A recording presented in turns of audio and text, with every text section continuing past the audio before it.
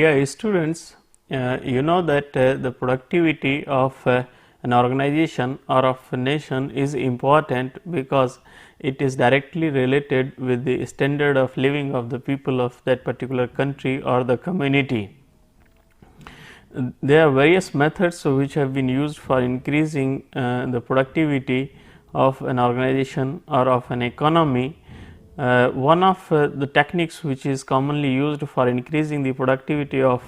manufacturing industry is the work study. In the work study method of carrying out the job is improved using the method study technique, and also to find out the ineffective time related with the various activities is investigated and obtained through the work measurement techniques. We have seen that there are various work measurement techniques, and there are 4 work measurement techniques which are commonly used, and these are the work sampling, time study, predetermined motion time study method, and a standard data method. In this presentation I shall be covering one of the work measurement techniques, that is the work sampling.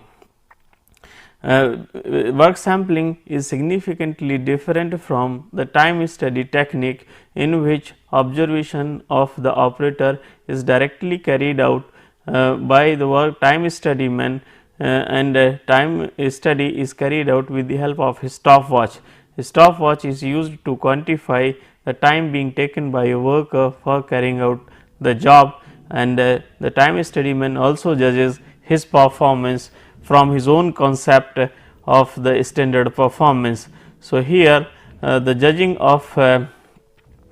operator's performance from his own concept of the performance becomes significantly subjective and becomes a matter of the criticism, and in that way the work sampling is significantly different, because here in this technique work is measured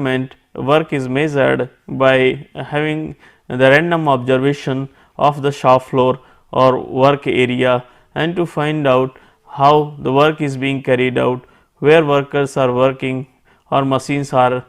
being run, and where ineffective time is present due to the idleness of the machines workers. This the reason for the ineffective time either of machine or workers can be obtained through the work sampling technique by quantifying the reasons for ineffective time during the operation.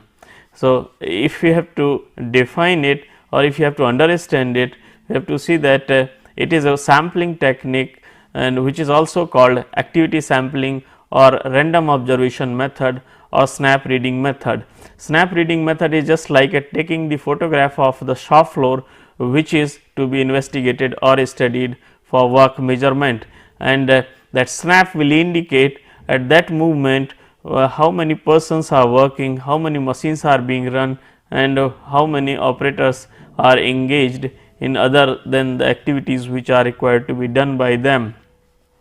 So, work sampling actually determines the percentage of occurrence of certain activity by statistical sampling and the random observation. The random observation of the work area is very important to find out any meaningful inferences from the study and to conclude in a positive way. As we know that for efficient operation and its control of the shop floor, it is necessary to know what is going on in the shop floor, what is the percentage of time in which work is actually being done. So, to have the complete picture of the production time and the non production time of the machines and workers in the work area, it is necessary to have the proper study of the shop floor, so that the operation of the shop floor can be properly controlled and the required output can be obtained as per plan. But for having the complete picture of the shop floor and obtaining the information about that how many machines are actually being used and how many machines are not in use or idle due to one or other reason. Similarly, how many workers are actually working and how many workers are not engaging themselves in the activities in which they should be working. So, to find out the real picture of the shop floor, it is there can be number of ways. One way which can give the clear picture of the shop floor is the direct and continuous observation of the shop floor. But if the shop floor is very big and a large number of the machines and workers are working, it would require deployment of the large number of the work study and the work measurement people who will be noting down what is being done by the worker and which machine is being operated and which is idle. So, this kind of deployment will not be economical, or largely it would be impossible to do so unless the large number of the people are employed, and which will not be realistic. So, employing the large number of people to have the exact picture of the shop floor regarding the status of the man and machine, whether they are being engaged in the activities which are required or not, the deployment of the large number of the people would not be economical and it would be unrealistic. Therefore, to deal with this kind of situation, work sampling technique is found very useful. An alternative approach to have the idea about the shop floor activities at a particular movement, what we can do is that have a glance at a state of given shop floor at a movement and note down what is going on in the shop floor at a particular movement. Suppose if we get that 80% of the people are working and 20% are idle, then just by one or two observations we may not be able to say with any confidence that what is the percentage of the people who are working or what is the percentage of people or the workers who are actually not working at any movement. But if we have a look on the shop floor at different periods at different times, and that is repeated number of times, if this action is repeated at different time intervals during the day, then we may say with some confidence that at any time there will be 80% of the machines working, or 20% of the machines are idle, or 80% of the people are working, or 20% of the people are idle. The basis of the work sampling is the probability. If and the number of observations that we carry out of a given work area. If when the sample size is large enough and the observations are made randomly, then there will be quite high probability that these observations reflect the real situation with certain error. So, if we go on increasing the sample size of the observations and large number of observations are carried out at random intervals, then these observations can show the real situation and with a certain percentage of error. So, work sampling is largely based on the probability, which indicates the extent to which an activity is likely to occur. The work sampling is a technique of getting the idea about utilization of machine or human beings through a large number of instantaneous observations taken at random interval. So, in this technique, the large number of instantaneous observation of the shop floor are taken, so that the real picture about the shop floor activities is obtained without having the continuous and direct observation of the workers and the machine.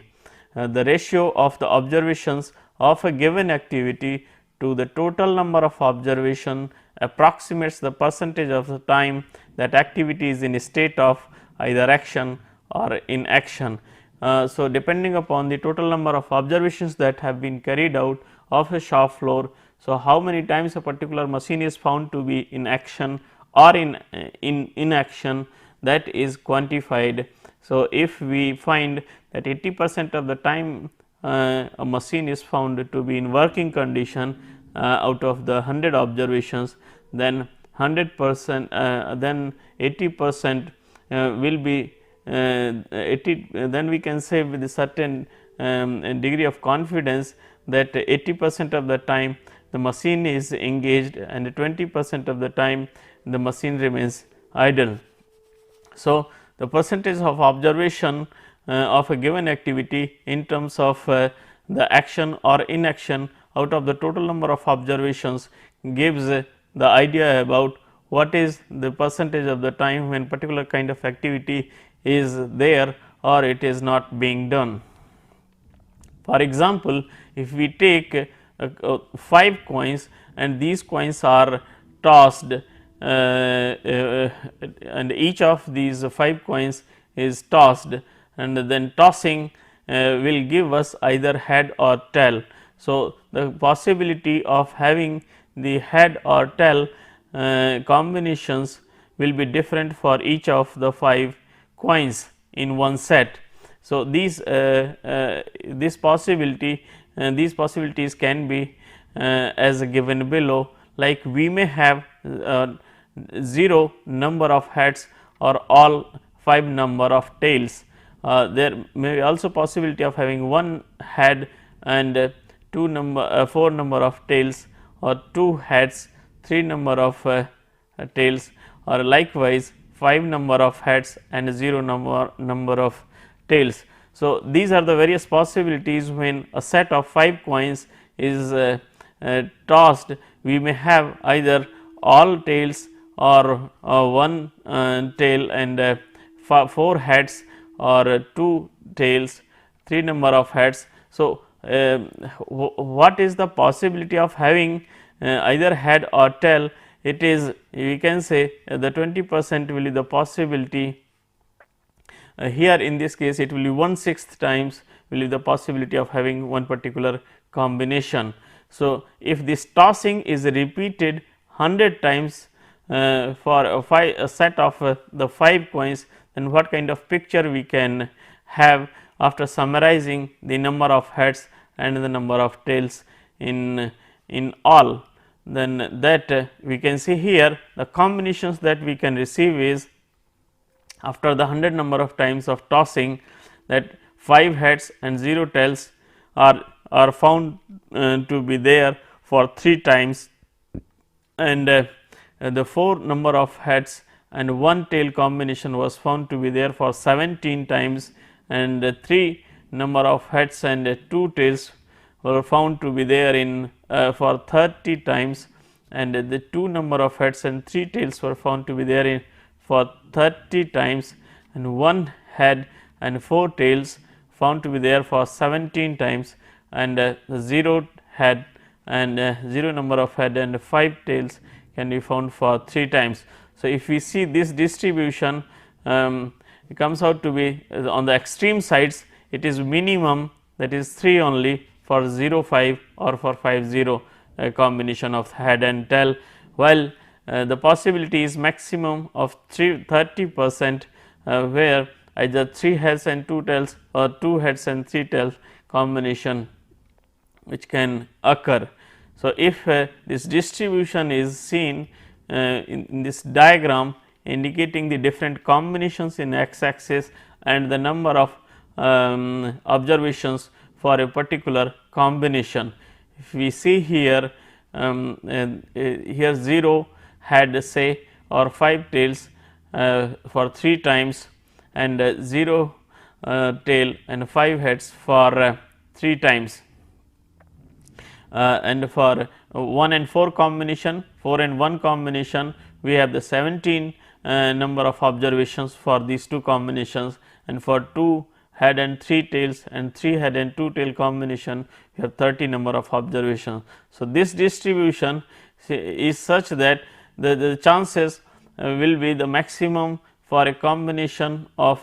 3 and 2 or 2 and 3, while at the extreme end chances will be minimum for having this particular kind of a combination of the head and tail. If these observations are further increased to the large numbers, then it will help us to see the more clearer picture, the way by which distribution can occur when a particular activity is carried out or when the number of observations are increased. If we considerably increase the number of tosses, and in each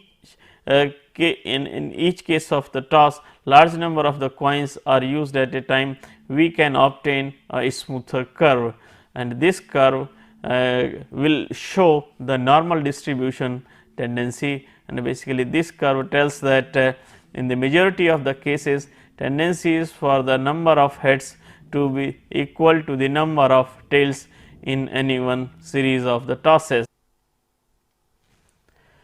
Now, instead of the set of 5 number of coins, if we take a set of large number of coins and they are tossed for so many times for having large number of observations, and if the distribution of head and tail is seen, then we find that the chances are almost 50-50 to have a head or tail, while having the combination of a particular kind of combination like 0 5 or means the combination which are of the extreme ends are will be having minimum possibility, while the combinations corresponding to the 50% value will be having the maximum chances of the tendency. So, if the large number of observations are taken, then we find a distribution which is largely normal, and that can be seen in this diagram. So, if we take say for example, if this kind of sampling of a shop floor is applied to investigate that the percentage of the time when workers are engaging themselves or the percentage of time when they are busy in other activities, then how we can apply the work sampling technique. Say for example, if the 500 instantaneous observations are taken at random interval over a few weeks, and these observations show that a lathe operator was doing productive work for 365 number of observations, and in the remaining 135 observations he was found to be idle for due to the miscellaneous reasons, then it can be reliably taken that the operator remains idle for say 20%, which can be obtained from the number of observations for which he was idle out of the total number of observations, that is 135 divided by 500. So, that can be used to see that what is the percentage of the time when he remains idle. So, the accuracy of such kind of results depends upon the number of observations which are being taken. In most of the cases there is a limit beyond which greater accuracy in data is not found economically justified. We can certainly increase the number of observations, but we have to see that what is the accuracy desired in having the data. Many times even few observations also give the approximate picture of the shop floor regarding the activity of the machines and workers. Unnecessary having the large number of observations will simply increase the cost, and the whatever increase in accuracy is there, that may not be required also. So, depending upon the accuracy desired, the number of observations are taken, and after all there is a limit beyond which the greater accuracy may not be of any use from the economics point of view. So, further work sampling can be useful for establishing the time standard on both direct and indirect labor jobs. So, if this kind of a study is carried out on the workers over a long period of time, and to see that what is the percentage of the time when he is engaging himself in carrying out the job, and what is the percentage of what is the amount of output which is being delivered by engaging the job for which he has been rated, or by which he has been observed that whether he has been engaging for 80% of the time or 60% of the time, and in the engagement of the 60% of or 80% of the time of the total time in which he has produced certain output, that is used to find out the observed time value for carrying out one particular job, and that observed time value is added with the allowances to find the standard time. So, the work sampling can also be used to set the time standards for both direct and indirect labor. For setting the time standard and the work sampling is carried out using a particular procedure, and in general also the work sampling follows certain steps, in which the first of all it is required to define the problem, what is the purpose of carrying out the work sampling, and so what are the objectives behind carrying out the work sampling, whether time standard is to be set or it is just to be observed that what is the percentage of ineffective time related with the machines or with the workers. So, describe the job for which time standard is to be determined if the work sampling is to be carried out for setting the time standard, that is defined first, and any ambiguous state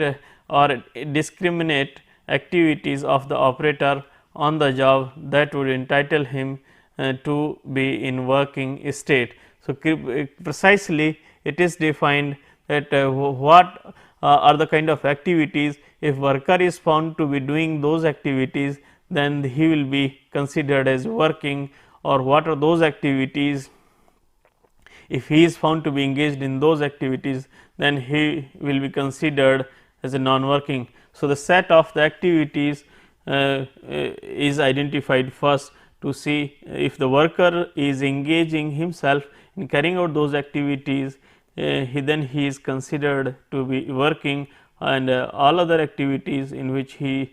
is not supposed to be, then and he is engaging himself during the work period or shift period, then he is considered to be idle. So, very clear cut statement is to be made regarding the kind of activities which will entitle him to be in working state. This would imply that when operator will be found engaged in any activity other than those required would entitle him to be in not working state. So, this is very clearly defined in the beginning, the kind of the job for which the time standard is to be set, and when he will be considered to be in working condition and when he will be considered in the non working state. After that the sample plan is designed, and for designing the sample plan we have to see that the satisfactory number of observations are taken. So, how many observations are to be taken, that is determined using the different methods. Some of the methods will be covered in this presentation. So, and decide on the period when a study is to be conducted. This period may be spread over few days to the few weeks. So, depending upon the time period and the time when this study is to be conducted, decision regarding that is taken, and then detailed plan is carried out for taking the observation. Detailed plan will involve that when work study man or the time study man will be visiting to the shop floor for having a glance to see that what is going on at particular moment of the time. So, the detailed plan and the randomized time plan is obtained to have the observations of the shop floor, and then plan will include the observation schedule, exact method of observing, design of observation sheet, and the route which is to be followed during the observation, and the particulars of the person to be observed at the observation time. So, what are the things to be observed related with the worker who is to be checked and who will be the part of the study, and the observation sheet is to be there in a proper format, so that the information being collected is can be analyzed properly later on, and through which route the work study man will be going for the study, and the method in which way observer will be observing the shop floor, and in which way the observations will be carried out, what will be the schedule of the study. So, the plan of the study and the detailed plan of the study is prepared first, which includes the number of things ranging from schedule to the method of observation, designing the observation sheet, and to see that where visits will be conducted to carry out the observations. And the third step in the work sampling will be to the contact the persons concerned with the shop floor where a study is to be conducted, and take their permissions and the required approvals after taking them into confidence regarding the conduct of the study. So, whether the supervisor or the manager of the shop floor is there, he is to be contacted first and it to be taken into the confidence, so that he can be informed about the kind of study which is to be conducted in shop floor, to see the kind of percentage of the people or the machines are working and quantify the way by which people are engaging themselves in the shop floor, and to have the clear picture about, or to set the time standard, or to compare the performance of the different departments, or to compare the effectiveness of the different methods. There may be different applications of the work sampling for which it can be applied, but wherever a study is to be conducted, the person responsible for that shop floor is to be taken into confidence, and after taking him into the confidence, the random observations are made according to the plan which has been prepared earlier about the working or non-working state of the operator. The randomized timetable is obtained with the help of the random tables, and those will be the part of the plan which will be developed for carrying out the work sampling study through the random observations of the shop floor. And when operator is in working state, the operator's working performance is assessed, determine the performance rating if the worker is being observed, and then the same thing is recorded in the observation sheet. For carrying out the work sampling, as the preparation of the plan of the work sampling is very important. In that plan, in addition to the shop floor and the route and the time when the observations are to be carried out, it is important to see that how many observations should be carried out, so that whatever results are obtained, they are accurate and they will serve the purpose. Generally, increase in number of observations increases the accuracy of the finding,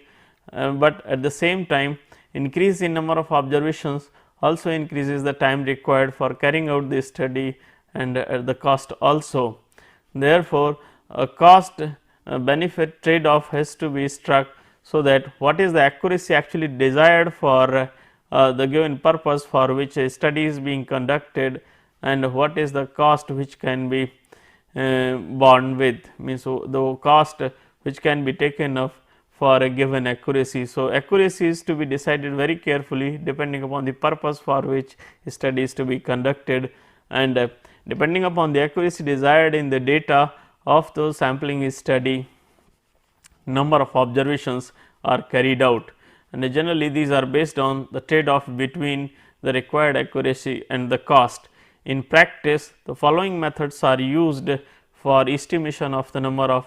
observations to be made based on the judgment. One simple way is that the work sampling person who has carried out who has performed the number of work sampling studied earlier will be having idea about the number of observations which will be required for carrying out a particular kind of activity for a given degree of accuracy in the data. So, the study person can decide himself the required number of observations based on his judgment, but many times it may not be correct also. The correctness of the number may be in doubt, but estimates often are found to be quick and adequate. Another method to find out the number of observations for carrying out the work sampling study is the use of cumulative plot of the results. Since the accuracy of the results improves with the increase in number of observations, the study can be continued until the cumulative value of the percentage of occurrence of activity appears to be stabilized, and the collection of the further data seems to have negligible effect on the value of. And to have the rough estimates of the percentage of occurrence of particular activity, we may go either for the preliminary study as we have discussed in the last slide. Alternatively, we can also see the data from the previous samples or from the records itself. So, if the rough data of the average value of p is available, no need to go for the preliminary study, and then the following statements can be made for 68% of the time p will lie within the p average plus minus sigma p, or 90 percentage of the time p will lie within the p dash plus minus 1.9 times of the sigma p, and 99% of the time p will lie within plus minus 3.3 sigma p. Here the same thing we can see here with the help of the normal distribution curve, that for the 68% of the time here it is the spread on both the sides of the 1 sigma p, and the 2 sigma p is spread for 99.45% and 99.73% for 3 sigma p is spread both the sides of the average. Apart from defining the confidence level over the observation, we have to decide the margin of error also that can be allowed for these observations. So, that we can say that we are confident for saying of the 95% of the time particular observation is correct within 5 or 10% of the margin. So, the formula for determining the number of samples can be seen from this equation, P s is equal to k sigma p. Here all these things indicate, this entire portion indicates the sigma p, formula for the sigma p when the number of samples are more than 30, and here it is k. So, the P s is equal to k sigma p is the equation which is used to calculate the number of observations, where P is the occurrence of a given activity that is obtained from the fraction of working or non working out of the total observations. S is the accuracy in fraction, S is the error in fraction, that is the required accuracy. K is the factor whose value depends on the confidence level desired. Its value is taken as 1 for 68% confidence level, 1.96 for 95% confidence level, and 3.3 for 99% confidence level in the data. And n is the number of observations required for a given confidence level and the accuracy, the above equation. The number of observations estimated from the above relationship using value of Pi obtained from a preliminary study would be only the first estimate. In actual practice, as work sampling study proceeds, say at the end of each day, new calculations should be made by using increasingly reliable value of Pi obtained from the cumulative number of observations made. And likewise, the process is continued until we get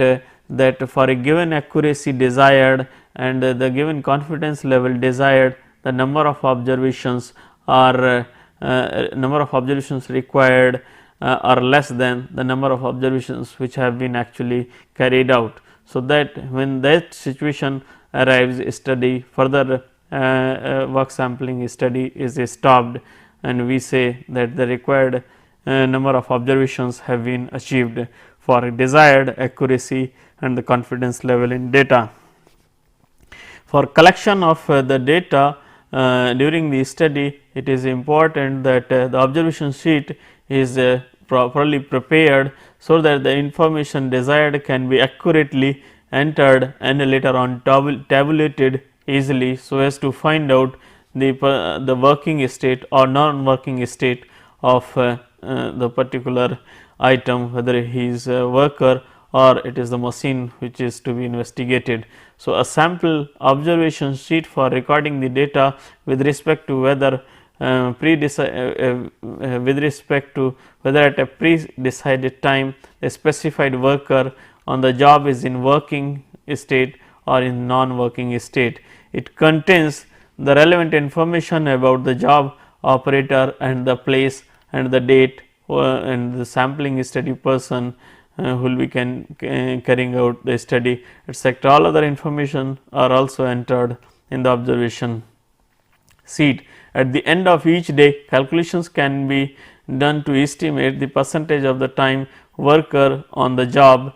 on an average spends on the activity which are considered to be the part of the job. So, the percentage of occurrence of the activity at the end of each day of study is obtained. This form shows the typical observation sheet for work sampling study. It can have the number of many informations like the schedule of the observation and the operator to be observed, and whether the operator is working or whether he is not working. If the operator is working, then simply tick marks are used, and if it is found that he is working, his performance rating is also entered here, and if he is found he is not working, then those tick marks are made in this region corresponding to the different times when a study was supposed to be conducted. And these information can be seen here after entering the general information like when study, date of the study, and the operators who are to be investigated, and the person who is conducting the study. The schedule is mentioned, the operator who is to be investigated is mentioned, and the working or non working status is also ticked for the different observations, and their performance rating is also entered, and at the end of the day average is obtained for the percentage of the time people were found to be in inactive state or in active state, in working or non working state. For conducting the work sampling study and obtaining the and having the observation at pre-decided time of the study, the person goes to the work site and observes the specific worker to find out what he is doing. If he is doing activity which is a part of the job, he is ticked under the column working, and his performance is estimated and recorded. And if he is found to be engaged in activity which is not part of the job, then he is ticked under the column of not working, and at the end of each day number of ticks in working column is totaled and average performance rating is determined. The observed time OT for a given job is estimated as given in the following equation, where observation time OT is found using the T into Ni divided by N divided by capital N, where T is the total study period and N is the number of units produced in the study period, and small n is the total number of observations made in a study period. Then Ni is the total number of observations in which worker was found to be in working condition. So, if he is producing the capital N number of units over a period of the time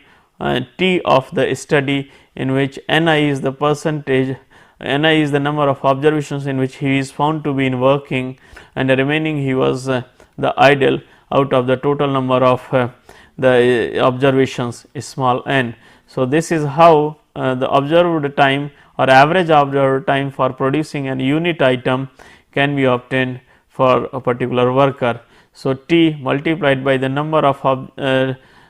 times he is found to be in working out of the total number of observations divided by total number of the product he has produced. This equation is used to calculate the observed time for producing a particular job, and to find out then normal time, the observed time is multiplied by the average performance rating of the worker.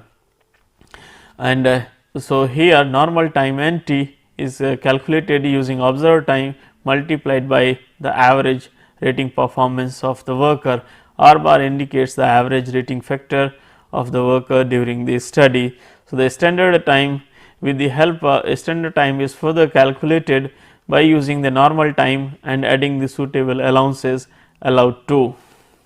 and this can be made further clear using this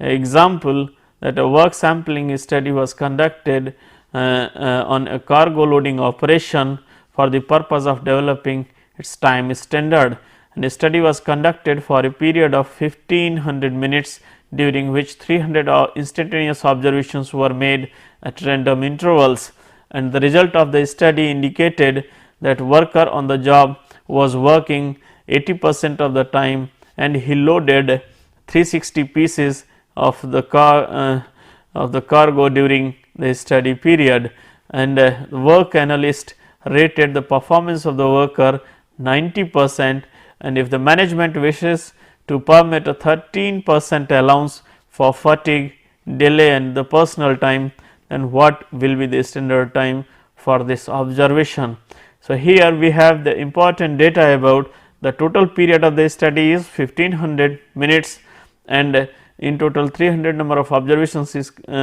were carried out spread over 1500 minutes, and the study showed that he loaded 360 pieces over the entire period of the 1500 minutes, and he was found to be working for 80% of the time, and his performance was rated 90%, and the management allowed him 13% the allowance. So, if we see here, the total study period is 1500 minutes, working fraction is 80%, average rating is 90%, and number of units he loaded 360, and the time the allowances allowed 13%, then the normal time can be calculated from the total time of the study, working fraction divided by the number of units into the performance rating of the worker. So, this gives the total value of 3 minutes for loading an unit item, and if the standard time is to be calculated, the normal time into 100 divided by 100 minus percentage allowance which is allowed by the management. So, if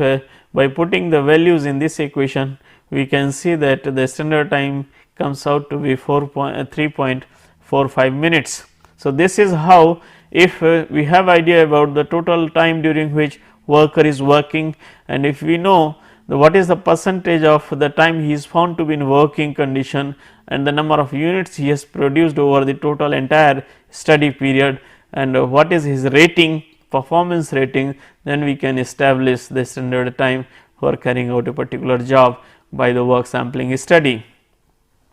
And because of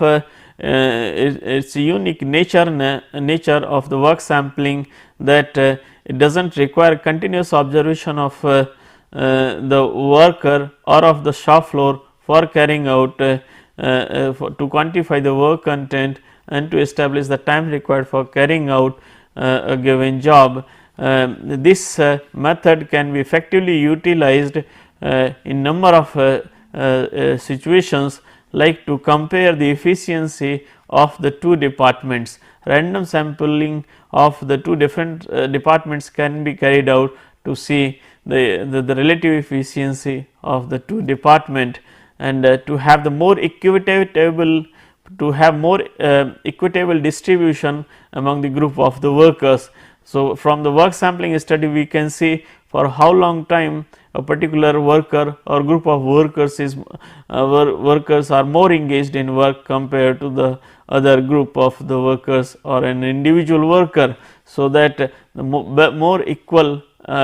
distribution of the work can be obtained between the group of workers. Management gets the approximate data about the idle time and the reason for it, the reason behind the idle time. So, this helps the management to take the necessary corrective actions in order to cut down the ineffective time after going through its reasons. It may indicate where method study is to be applied, material handling to be improved, and better product planning is required. The percentage of occurrence of the idle time and its regions will also indicate the areas where there is a scope of the method study and where better planning of the work is required to provide the job to the workers when it is required. In view of the uniqueness of the work sampling study, it offers the various advantages over the other time work measurement techniques. Like many operators or the activities which are difficult or uneconomical to measure by the time study can be readily measured by the work sampling technique. Two or more studies can be simultaneously conducted on the several operators or the machines by a single study person, because ordinarily work study engineer can study only one operator at a time when continuous time study is made. So, this is the big difference. For carrying out the time study, a dedicated time study person is required for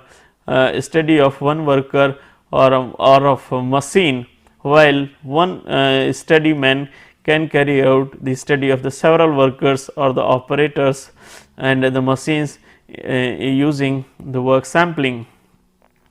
It usually takes few man hours to make a work sampling study than to make a continuous time study. So, this is another advantage related to work sampling, that actual engagement of the work study man is very limited for very less time compared to that of the continuous time study method, and the cost may also be approximately 1/3 of the cost of the continuous time study. So, this method is economical also in carrying out a work study sample. A work sampling study may be interrupted at any time without affecting its results, but in case of time study it has to be continuous to note down what is being done and for how long being done by the operator or the machine during the study. So, that needs continuous attention, while the work sampling can be discontinued without affecting the end results accuracy significantly. Operators are not closely watched for long period of time, which in turn may decrease the chances of getting erroneous results when worker is observed continuously for long period. Some of the workers may be very sensitive on the work when they find that some other person is observing them during the work. So, they may not be able to work at a normal pace, and which in turn may give the erroneous results after the study. So, but in the work sampling, the work study person will only be going the shop floor and will be having a glance at the shop floor to see what is being done by the worker at a particular movement, instead of having the continuous observation on the worker or on the machine. So, observation may be taken over the days or the weeks. This decreases the chance of day to day or week to week variation that may affect the results. So, this is another advantage of having the study over a long period of time, that such kind of variations of day to day or week to week variations in the results will not affect the accuracy of this method. Work sampling studies are prepared are preferred over the continuous time study by the operators being studied. Some people do not like to be observed continuously for a long time, while the work sampling studies are less fatiguing and less tedious to make on the part of the time study engineer. While there are certain limitations also, this method is found to be uneconomical if only a single person or single machine is to be studied, and especially if the machines which are to be which are located over wide areas. The operators may change his working pattern when he sees that a study person is coming. For instance, he may try to look productive and make the results of the study erroneous. So, no record is usually made of the method study being used by the operator. Therefore, new study is required when there is any change in method or any change in particular element of the operation. So, this is another important aspect of the work sampling study, that record is not there. That is why if there is any change, the fresh study is to be conducted for setting the time standard. Compared to the stopwatch time study, the statistical approach is found to be difficult to understand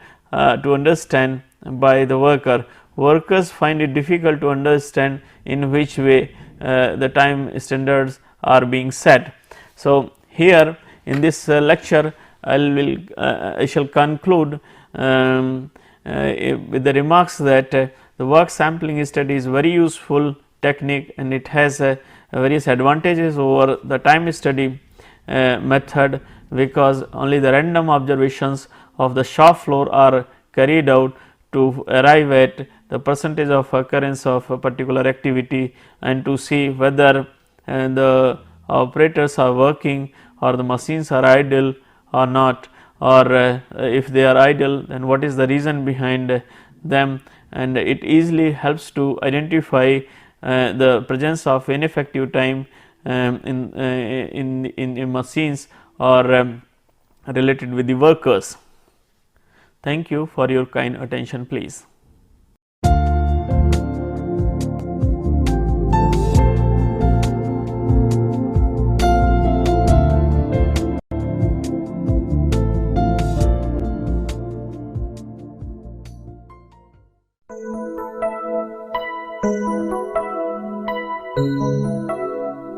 Thank you.